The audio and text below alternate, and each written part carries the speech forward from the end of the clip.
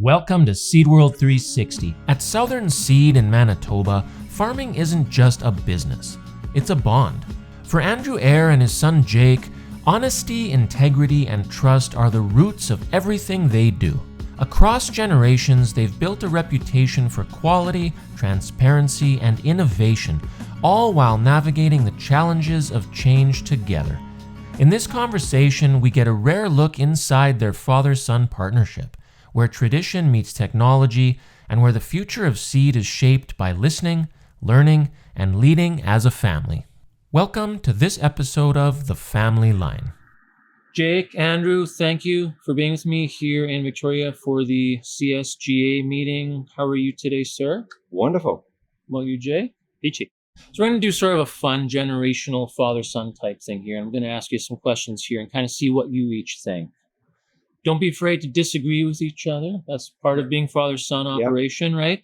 So when you think about what Southern Seed stands for, what's something the two of you both agree on, even if you come at it from different angles?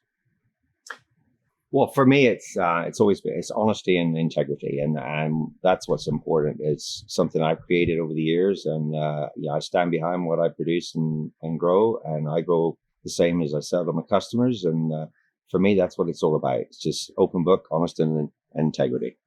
Jake, I think it takes years for you to build your reputation up. So just kind of continuing on with that, the honesty, the integrity, the trust, the data is built up in the business, and following that same mindset of, being transparent with our customers, being honest, using the most relevant data, whether it's, the seed guides, looking at other jurisdictions of seed guides, and trying to find out, what is the best for the area and for the farmer, and just being straight up. So continuing on that legacy that Dad's built. And yeah, you've probably learned a lot of that from your dad, and I'm sure you've taught a lot about that to Jake. What was the hardest part about passing that knowledge on? Or I'm going to say getting him to listen in the early days. And it was like, yeah, Dad, yeah. And then one day I catch him on a CTV interview, and I hear him repeat word for word what I've told him. And I'm thinking, osmosis worked. Did osmosis work? It's like a sponge sometimes. You just kind of soak it up without realizing. And then one day you find yourself using your dad's words. You kind of think, oh, well, I guess maybe he does know something. Along those lines, Jake, I'm curious, what's one thing that your dad taught you about running a seed business that really still sticks with you today? Probably like my partner would say, that you got to answer your phone every day, or be timely with it. And he said that too about, our industry, things can change like that, like with our weather conditions. If, you're looking at, say, like a winter wheat or fall rye, the narrow window you have for that season can change very quickly if there's, heavy rain in the forecast. So someone might want information, they might want product pretty quickly, and someone's trying to make that decision for their operation. So I guess one thing he always said was, you got to be there, you got to answer. Kind of continuing on that was answer and get back to someone in a timely manner.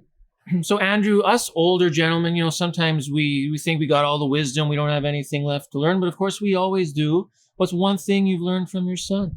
I think it's patience and listening to the customer, understanding what the customer needs, and then answering and making the customer feel special and important. So how do your personalities complement each other when it comes to decision making? But where do you butt heads?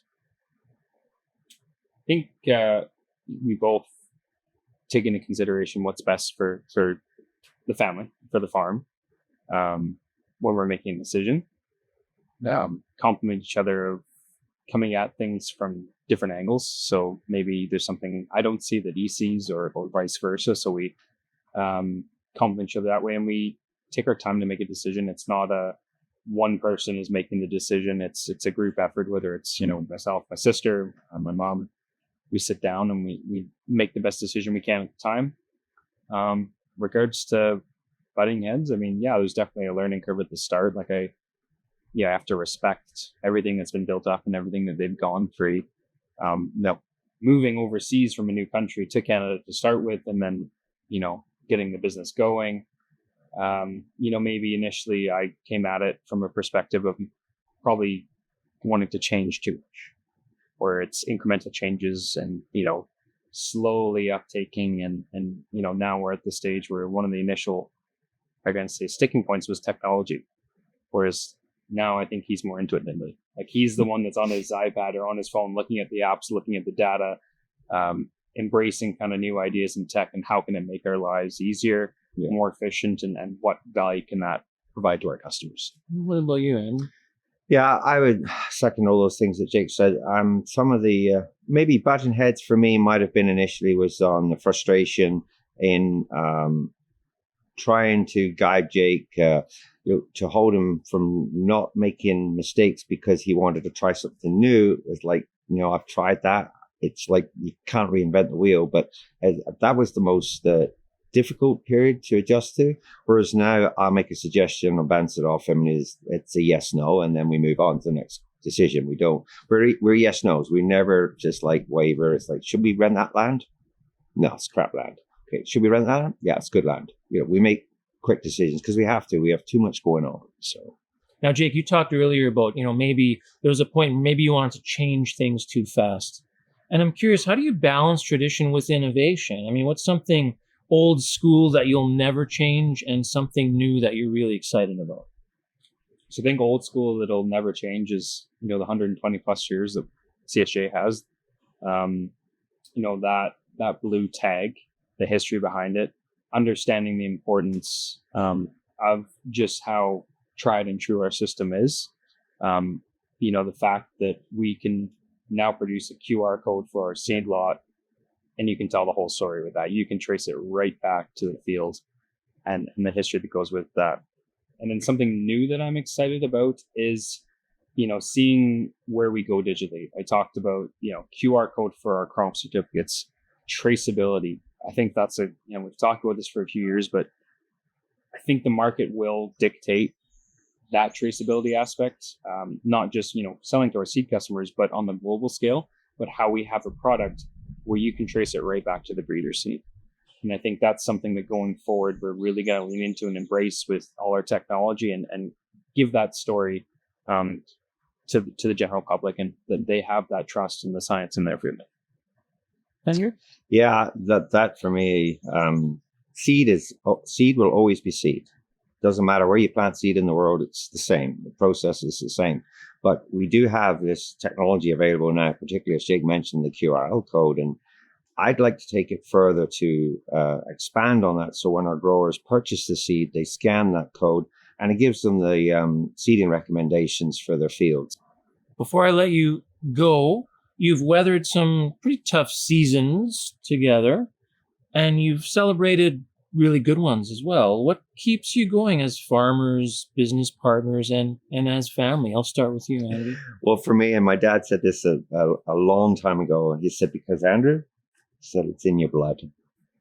And that's how it is. I came back to the farm. I worked off farm and went out and saw the world, and I didn't feel fulfilled. It wasn't a job that brought me the joy. Every day is different in what we do. It's a great opportunity for work-life balance. I need to get a little better at that myself, but it's a lifestyle and just where the future is going. The technology that we have now, what's coming into the future. We watched a video from one of the major equipment manufacturers the other day that was 10 years old, and it was their vision for the future.